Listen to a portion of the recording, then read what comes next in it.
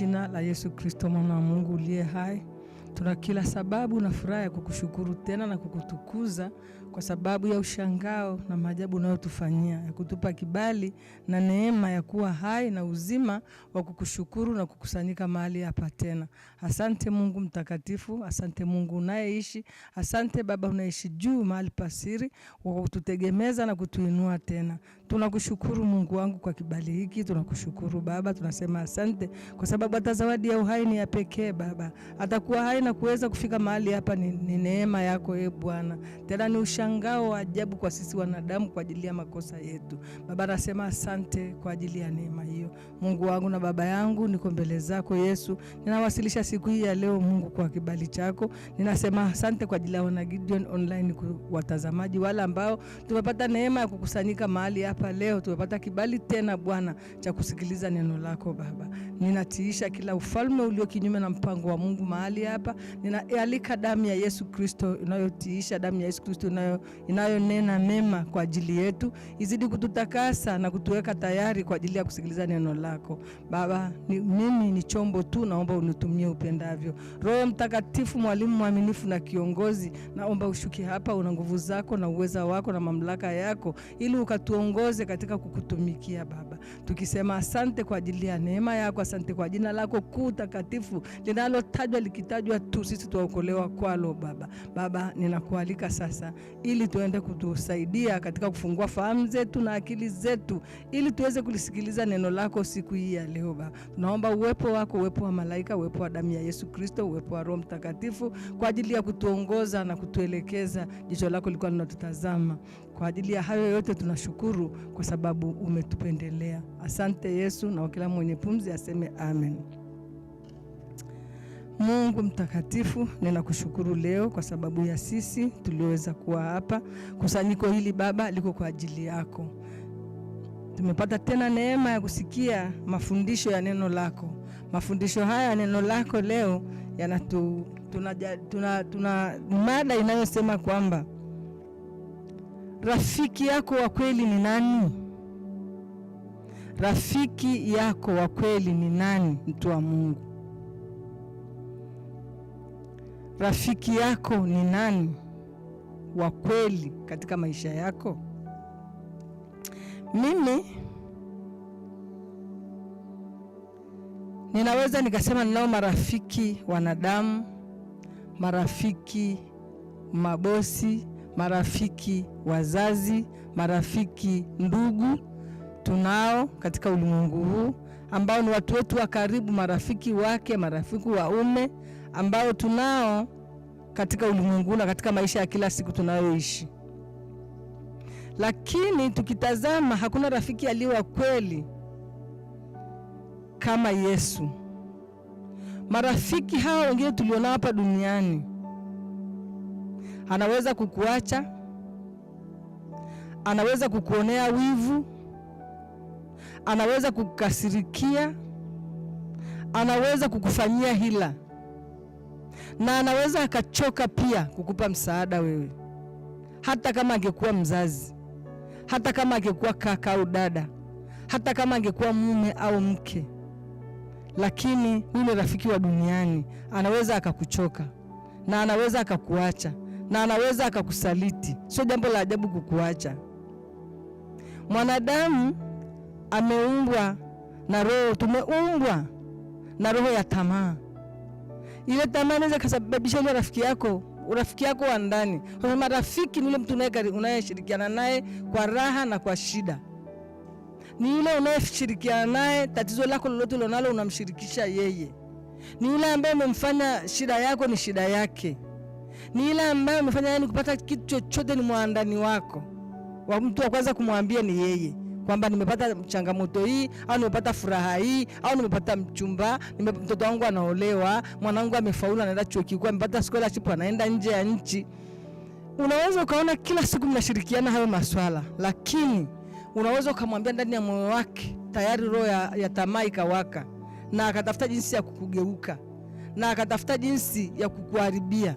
Mtu yule uliyemwamini sana, uliyemweka moyoni sana, ambaye unaweza kusema kuchanja damu yako ni damu yake, ni rafiki wa kindakindaki, lakini unapopata matatizo au unapopata furaha inayomzidi yeye, anaweza akakuacha. Na hata Mungu mwenyewe kule mbinguni alijua, alipotuumba alijua sisi wanadamu tuna madhaifu gani, sisi wanadamu tuna shida gani.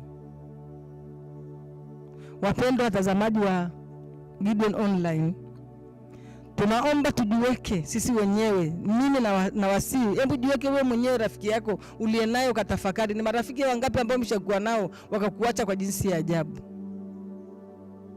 Tuone Yesu mwenyewe au Mungu mwenyewe alivyochoka wanadamu. Kwa hiyo tujifunze kwamba wanadamu tunachosha. Urafiki wa wanadamu ni wa kutaabisha. Marafiki wa duniani ni wa marafiki wataabishaji. Kwa hiyo ukitaka kuwa na rafiki wa kweli ambaye hata kuudhi, hata kuacha, hata kuonea wivu, ni Yesu Kristo peke yake. Tumshangilie Bwana, watu wa Mungu. Naomba ufungue nami ili tushuhudie jinsi Mungu peke yake pamoja na kutuumba, lakini aliwachoka wanadamu. Sembuse sisi wanadamu na wanadamu wenzetu. Tufungue kitabu cha Mwanzo 6 kuanzia 1. Nasoma kwa msaada wa Bwana. Ikawa wanadamu walipoanza kuzidi usoni pa nchi, na wana wa kike walizaliwa kwao, wana wa Mungu waliwaona hao binti za wanadamu ya kuwa ni wazuri, wakajitwalia wake wowote waliowachagua. Bwana akasema, roho yangu haitashindana na mwanadamu milele, kwa kuwa yeye naye ni nyama, basi siku zake zitakuwa miaka 120. Haleluya, watu wa Mungu, shangilie Bwana.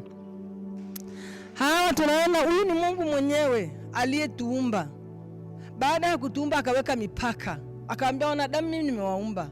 Mimi kwa sababu nimekuumba na nimekuwa katika nchi hii, naomba msishirikiane na manefili. Manefili ni majitu ambayo yaliumbwa kuwala wenzao. Yalikuwa ni majitu makubwa yenye kupigana, yaliyowekwa na Mungu, lakini wanadamu wakaagizwa kwamba msichanganyike nao. Mkichanganyika nao wataleta shida katika kizazi chenu, na nyinyi nitawakataa kwa sababu hao wana roho ya shetani, nitawakataa. Lakini wanadamu hawakukumbuka maonyo ya Mungu, wala hawakuona ukuu wa Mungu, wala hawakuona Mungu aliwatendea nini kuwaumba akawaweka duniani. Bado wakachangamana na wanafili. Wanaume wakawatamani wasichana wa kinefili, wakawaoa, kwa wakachanganya mashetani na watu wa Mungu. Mungu akakasirika. Huyo Mungu alimfanya mwanadamu ni rafiki yake. Hata alipomuumba ule bustani, Eden alikuwa anaongea naye kama rafiki. Rafiki akaona huyu ananifaa, nitashirikiana naye, mimi niko mbinguni, huku duniani nitawaagiza ni wanangu, nimewapenda, nimewaumba. Lakini mwanadamu alimwacha Mungu, akakimbilia kwa manefili, ambao wanefili hao ni wale wapiganaji wa vita, wala watu ambao wala hakuna mtu anaweza kupigana nao vita. Na Mungu aliona kama watajichanganya nao, wataleta kile kizazi kwenye kizazi chao, watakuwa wanauana, hawataweza kupigana na manefili. Lakini wanadamu hawakusikia. Mungu mwenyewe akasema, moyo wangu hautashindana na mwanadamu tena, kwa sababu ni mkatili, ana shingo ngumu, ni kigeugeu. Tushangilie Bwana.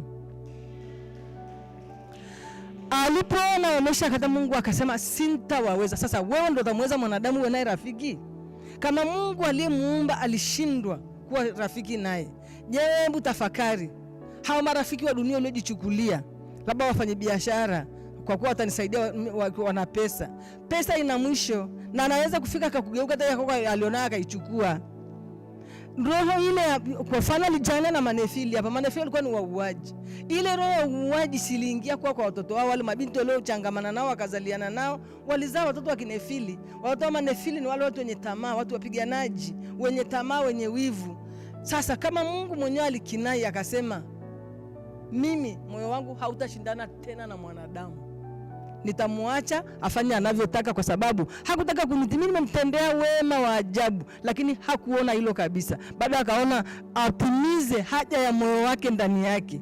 Yaani ule mvuto uliokuwa ndani yake alipoona mabinti wa kinefili, akaona Mungu hana sababu wala hawezi kunilinda, acha mimi nitimize haja yangu. Na kwetu sisi pia, marafiki wataabishaji, marafiki wanadamu, marafiki tulionao, tunapowaamini 100% wanatutenda hayo waliomtenda Mungu. Ikiwa walimtenda Mungu namna hiyo, ikiwa walimkataa Mungu, wewe ndio atakuacha? Rafiki ataacha kugeuka? Hata mke anamgeuka mume, hata mume anamgeuka mke, anamkana pale mahakamani, anasema simjui wala sijawahi kumuoa wala sijawahi kuishi naye mimi, sijawahi. Na wakati walioana kwa ndoa, kwa vigelegele, kwa mkataba, wakasaini cheti cha ndoa hapa madhabahuni, lakini inafika mtu anamgeuka mwenzake kabisa, anaapa na hata anamtafutia majambazi wamuue. Huo ni urafiki wa dunia. Lakini ungekuwa umemweka rafiki wa kwanza ni Yesu, ile vita angekukinga nayo. Shangilie Bwana, mtu wa Mungu. Tuone tena mahali pengine ambapo Mungu huyu alishindwa kushindana na wanadamu, ndio tujifunze na sisi tunaishi na hao wanadamu ambao amewaumba yeye. Tuone Mwanzo hiyo, Mwanzo 3 kuanzia mstari wa 6. Nasoma kwa msaada wa Bwana. Mwanamke alipoona ya kuwa ule mti wafaa kwa chakula, wapendeza macho, nao ni mti wa kutamanika kwa maarifa, basi alitoa katika matunda yale akala, akampa na mumewe, naye akala. Wakafumbuliwa macho wote wawili, wakajijua kuwa wa uchi, wakashona majani ya mti, wakajifunika, wakajifanyia nguo. Haleluya, mtu wa Mungu. Piga vigelegele kwa kumshangilia Mungu. Hapa Adam, Mungu aliona dunia imebaki utupu. Ameumba wanyama wametawala, ameumba viumbe wa baharini wametawala, ameumba ndege wanaruka huku juu wametawala, lakini mbona hakuna mtu wa sura yangu?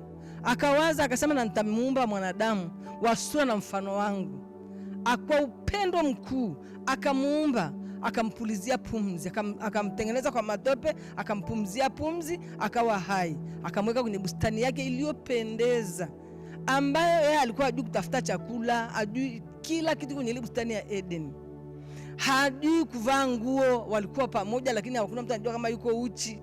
Lakini mwanadamu huyu ambaye Mungu alimtendea mema kiasi hicho, ambaye Mungu alikuwa kwenye bustani inayopendeza namna hiyo, inayovutia hivyo, na alafu ulikuwa hakuna kufa. Mwanadamu huyo ambaye Mungu alimweka kule akae milele bila kufa, bila kuzeeka, bila kuchakaa, lakini aliona tamaa ya matunda tu. Akasema, kama tumeambiwa tusile hili tunda, kwa nini tusile? Yule mwanamke akasema, na mimi nitalila nione itakuwaje. Ni tamaa. Sasa hiyo tamaa hiyo iliyofanya yule mwanamke akala lile tunda ni tamaa ambayo, rafiki unayemwamini hapa duniani, anaweza akatamani mali yako, anaweza akatamani maisha yako, anaweza akatamani vile unavyoishi na mume wako, anaweza akatamani kazi yako, akaona wivu na akatafuta jinsi ya kukuharibia. Kama ni channel ulikuwa nazo za biashara yako, kama ni watu uliokuwa unawasiliana nao kwa ajili ya kuendesha kazi yako, akatafuta jinsi ya kwenda kule juu na kukata ile mifereji ambayo inakunufaisha wewe. Na utakapoambiwa, hutaamini kama ni rafiki huyo, kwa sababu si rafiki wa mbinguni. Yesu pekee ndiye rafiki wa kweli, asiyekuwa na usuda, asiyekuwa na tamaa, asiyekuwa na wivu. Hapa huyu mama alipokula lile tunda, alileta hasara ulimwengu mzima. Wakati ule na hata milele tulikuwa hatufi, lakini baada tu ya kula lile tunda la mti wa mabaya na mema, kuanzia hapo Mungu alisema, na utaishi tena milele, na kutoa nje ya bustani, na utakufa, utarudia mavumbi niliyokuumba nayo. Kwa hiyo tunapotegemea marafiki wataabishaji, marafiki wanadamu, tujue kwamba mbele yake kuna hasara pia. Anaweza kutusababishia hasara. Anaweza akaribu kazi yako na ukamlipa kisasi, mkauana. Anaweza akaua mtoto wako kwa sababu amepata kazi nzuri. Anaweza akaua mtoto wako kichini na wewe tena bila kujua, na wala hana wasiwasi kabisa, kwa sababu hiyo ni roho ya shetani iliyoko ndani yake.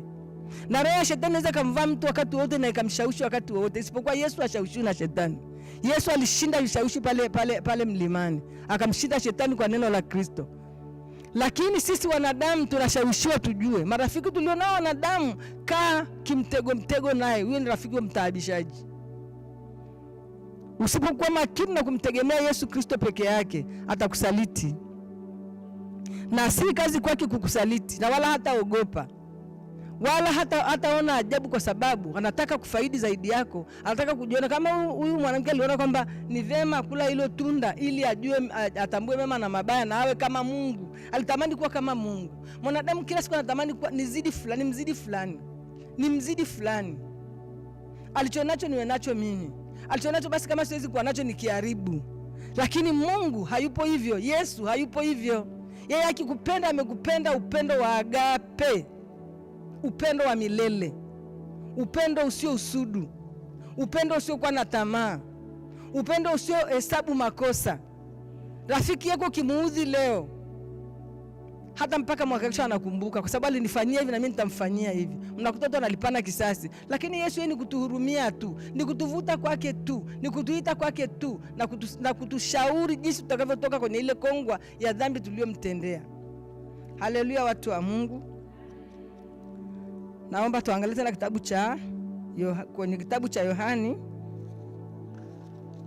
tuone jinsi ambavyo wanadamu walivyo kigeugeu. Wanadamu ambavyo,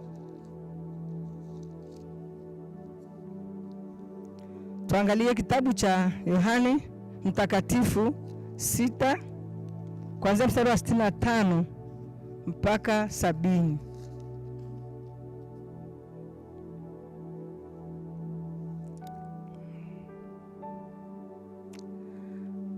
Nasoma kwa msaada wa Bwana.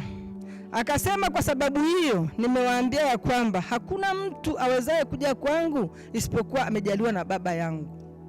Yesu hapa anatushauri kwamba hatuwezi kwenda kwake pasipo kupitia kwa Baba yake. Na kwa Baba yake tunapitaje? Kwa Baba yake tunapita kwa Baba yake kwa ajili ya kumtegemea. Ukimtafuta kwa bidii, akiingia ndani yako, basi naye atakaa ndani yako. Ndio maana yake. Anaendelea kusema 66 kwamba kwa ajili ya hayo wengi miongoni mwa wanafunzi wake wakarejea nyuma wasiandamane naye tena. Basi Yesu akawaambia wale thenashara, je, ninyi nanyi mwataka kuondoka? Basi Simon Petro akajibu,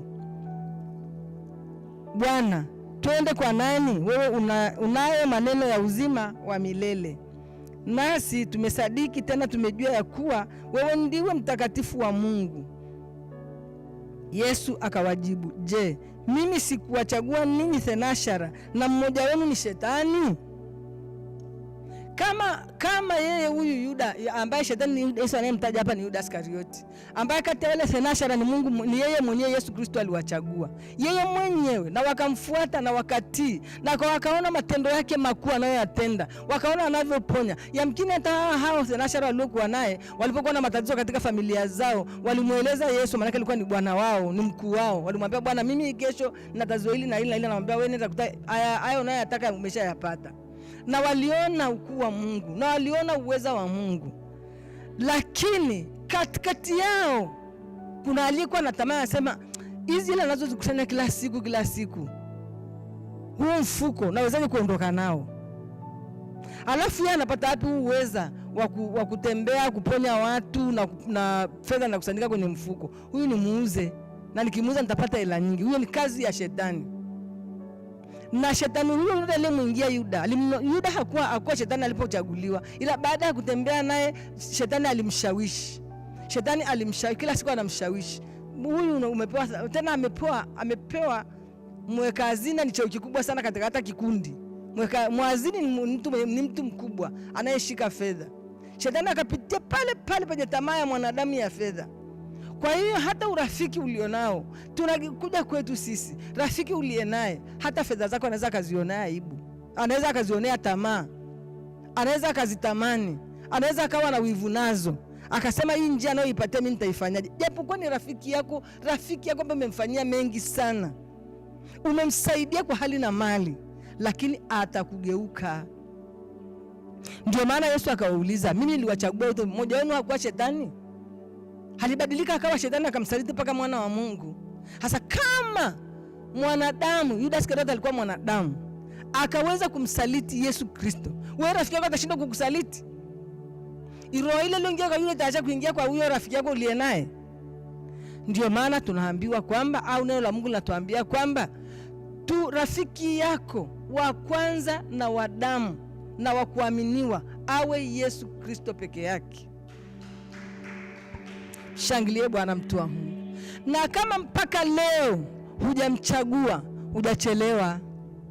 Nina maana kumchagua ni kumwamini, ni kumkiri, ni kusikiliza mafundisho yake na kumtegemea kwa kila jambo. Hata kama unayo rafiki sio vibaya kuwa naye, rafiki wa duniani ni sawa kuwa naye, lakini awe pembeni. Wa kwanza awe ni nani? Yesu Kristo, ambaye urafiki wake hauna wivu, urafiki wake hausudu, urafiki wake hauna tamaa. Yeye ni mwenye huruma. Kwa hali yoyote anakupokea, atokiwa na makosa, ukitenda dhambi, ukimlilia, ukimuita, yeye anakuita. Umemkosea jana, umeanguka magotini, leo anakusamehe. Ndiye rafiki wa kweli. Anakulinda unapojua na usipojua, anakulinda. Hivi tulivyo, tunavyotembea, tunavyoamka, tulio na pumzi, sio kwa neema, sio kwa akili zetu. Hatuna chochote tunaweza kujiongezea sisi. Rafiki yako anaweza kukuwekea uhai. Rafiki yako anaweza sana ataitwa pale sala kuwekea damu. Kama yeye kupatana na wewe utapona. Kama shetani ameshaamua kuchukua roho yako, unaweza ukapona. Lakini rafiki Yesu anaweza akakuokoa hata kwenye hatari kubwa kiasi gani. Rafiki yako wa duniani, rafiki yako huyu au marafiki wanadamu, ukiugua mwezi tu anaanza kupunguza hatua za kukufuata. Anaanza kujadili vitu alivyokukopesha ambavyo viko kwako, mtavipataje? Mtu anaweza akafa eti. Hasa kama atakufanya mali zangu mtazipataje? Lakini Yesu haangalii hayo. Yesu haangalii makosa. Yesu haangalii dhambi. Yesu haangalii anguko. Yeye ni kukuvuta kifuani mwake uendelee kuwa mwanae. Na anapokuvuta, anakuvuta kwa utakaso wa damu yake. Mwanadamu hana pa kukupeleka unaposhikamana naye 100%. Na ujue unapompenda mwanadamu kiasi cha asilimia kubwa, lazima atakuwa na ushawishi wa kugeuza usimpende Yesu. Neno la Mungu linasema kwamba huwezi kutumikia mabwana wawili. Lazima huwezi kutumikia mabwana wawili kwa wakati mmoja. Lazima utampenda mmoja, utamwacha mwingine. Hata mtu anapokuwa na wake wawili, upendo ule au mapenzi hayawi sawa. Lazima kuna mmoja anayependwa zaidi. Sivyo watu wa Mungu? Shangilie Bwana. Hasa na wewe utakapokuwa na rafiki mwanadamu na rafiki Yesu kwa wakati mmoja, huwezi kuwapenda kwa 100% inayofanana. Kwa sababu kwanza mwanadamu utampenda zaidi kwa sababu anakununulia labda gauni, anakufanyia birthday, anakuzo na shida gani, anakusaidia. Utaona huyo ndiye rafiki wa kweli, kwa sababu Mungu humuoni na hutahesabu yale Mungu anayokutendea. Lakini unapomweka Yesu wa kwanza, lazima utahesabu matendo yake makuu. Mungu anatutendea mengi mno, ni sisi tu hatukumbuki, watu wa Mungu. Tuangalie tena katika kitabu cha Mathayo, Yesu Kristo anatuahidi nini na tujue ukuu wake. Tuangalie Mathayo 11, watu wa Mungu. Mathayo 11:28. Mathayo 11:28 anatuambia hivi Yesu Kristo mwenyewe. Yesu Kristo mpendelevu, Yesu Kristo kipenzi cha moyo wako, ikiwa umempata, ikiwa umemtamani kuwa naye, ikiwa umetamani kutembea naye, ikiwa umetamani kumsikiliza, ikiwa umemkiri kwamba ni Bwana na Mwokozi wa maisha yako kwa matendo, sio kwa mdomo, kwa moyo na kwa matendo. Umemkiri kwamba yeye ni Bwana na Mwokozi wa maisha yako. Anatuambia hivi Mathayo 11:28, njooni kwangu ninyi nyote msumbukao na wenye kulemewa na mizigo, nami nitawapumzisha. Jitieni nira yangu, jifunzeni kwangu, kwa kuwa mimi ni mpole na mnyenyekevu wa moyo, nanyi mtapata raha nafsini mwenu. Haleluya, watu wa Mungu. Ni mwanadamu yupi anaweza kuambia njoo nikutoe mzigo? Mwanadamu yupi anaweza kukutoa ugonjwa uliobeba au unaoumwa? Mwanadamu gani anaweza kukufariji unapokuwa na msiba, akakufariji kweli ukasahau kwamba mimi sikupata msiba? Mwanadamu yupi unapopita kwenye dhiki kuu? Maana duniani pana nyakati mbili. Pana nyakati za dhiki na nyakati za kufarijiwa. Unapopita kwenye dhiki, unapopita kwenye mateso, mwanadamu anapokuambia njoo nikusaidia, anakusaidia. Anaweza kukusaidia nini? Ulimwengu wa roho ana chochote cha kukusaidia? Ana mbingu ya kukupeleka? Ana uwezo gani kukusaidia? Lakini Yesu hapa anakuambia kabisa, anasema njooni ninyi nyote mwenye kulemewa na mizigo. Hakusema njoo wewe mwenye mzigo, yani akautaja mmoja, akaainisha. Hakuainisha, amesema mizigo. Mtu wa Mungu, lipigie mstari hilo. Kama amesema njooni nyote mwenye mizigo, mizigo yote, ni dhambi, ni usinzi, ni laana, ni wizi, ni magonjwa, ni tamaa, ni hila, yote wewe leta kwangu. Shangilie Bwana, mtu wa Mungu. Je, rafiki huyo unayemtegemea ambaye si Yesu Kristo, ambaye ndiye rafiki wa kweli katika maisha yako, anaweza kukusaidia hayo? Anaweza kukufanyia hayo? Anaweza kukuambia njoo nikusaidie mzigo wako, yani mzigo wako. Neno la Mungu linatuambia kwenye Rumi 8:26 kwamba sisi hatujui kuomba, ila yeye Roho Mtakatifu ambaye ni nafsi pili ya Mungu anakuambia nitakusaidia kuomba kwa mzigo kusikotamkika, kwa sababu hujui kuomba. Mwanadamu anaweza kukusaidia kuomba? Una shida, atakwambia sina hela kweli, ulikuwa unataka 500,000 lakini hapa nina 100,000 tu, na hiyo 100,000 rafiki yangu mpenzi na kusaidia tu, sikumbe sikudai, utaona ni msaada. Lakini Yesu anakuambia njoo nikutoe mzigo, yani hilo tatizo ulilonalo, kama ni ugonjwa wa mtu, kama ni ugonjwa wa mtoto, kama ni shida kazini, njoo kwangu tusemezane na uondoa, pasipo gharama, pasipo kufanya transaction ya benki, mara leo upewe mara usipewe. Lakini Yesu akiamua anatoa yote. Kwa hiyo mtu wa Mungu, rafiki wa kweli ni nani? Ni Yesu Kristo peke yake. Ni Yesu Kristo mwenye upendo wa kweli, upendo wa agape, upendo usiojali, upendo usiohesabu makosa, upendo usiolipa kisasi, upendo usiohesabu makosa yako, upendo hata usioangalia uasili wako. Anaangalia tu amekujaje mbele yangu, mwanangu huyu amejidhilije, amenipa nafasi ipi kwake ndani ya moyo wake, au ananikiri mdomoni, moyoni simo. Sasa akihakikisha kwamba wewe unamkiri tangu moyoni, yeye yuko tayari kukusaidia yote, na yeye hulitazama neno lake ili alitimize. Amesema hapa, njooni nyote wenye mizigo, mwenye kulemewa na mizigo, nami nitawapumzisha, nami nitawasaidia. Jitieni nira yangu, maana nira yangu ni nyepesi na ni laini. Anasema nira yangu ni laini kwa sababu kwenda kwake akufanya yeye rafiki, huendi utafuta mtaji, utafuti hisa, utafuti kiingilio, hakuna identity card. Unamtaka Yesu awe rafiki yako, uingia magotini, fanya mapenzi ya kazi, fanya sheria zake, timiza, mkiri kwamba yeye ni Bwana, mkumbuke kila wakati, matendo yako yafanane na matendo yake, tembea katika sheria zake, mfunga na kuomba, mtolee sadaka, Yesu anaingia. Mungu Baba, asante Mungu Mwana kwa kutupa tena neema ya kuahirisha kipindi chetu mpaka wakati ujao. Baba, ninakushukuru kwa ajili ya kusanyiko hili, na kushukuru Mungu kwa ajili ya neno lako. Baba, ninakusihi Bwana likawe mbegu Mungu, likabadilishe nia zetu za ndani Bwana, tukalifanyie kazi Baba, tukaliishi Mungu wangu, ili tuweze kubadilisha marafiki zetu uwe ni wewe, kwa sababu ukiwa wewe najua tutakujua na tutaweza kuliishi neno lako. Baba, asante kwa ajili ya neema hii Baba, ninakushukuru kwa ajili ya waliofika, ninakushukuru hata kwa ajili ya wanaosafiri Baba, ninakushukuru Mungu wangu, ninakusihi utupe tena neema nyingine Baba ya kulitimiza neno lako na kusikiliza mafundisho ya neno lako. Kila mwenye pumzi aseme amen. Tumshangilie Bwana.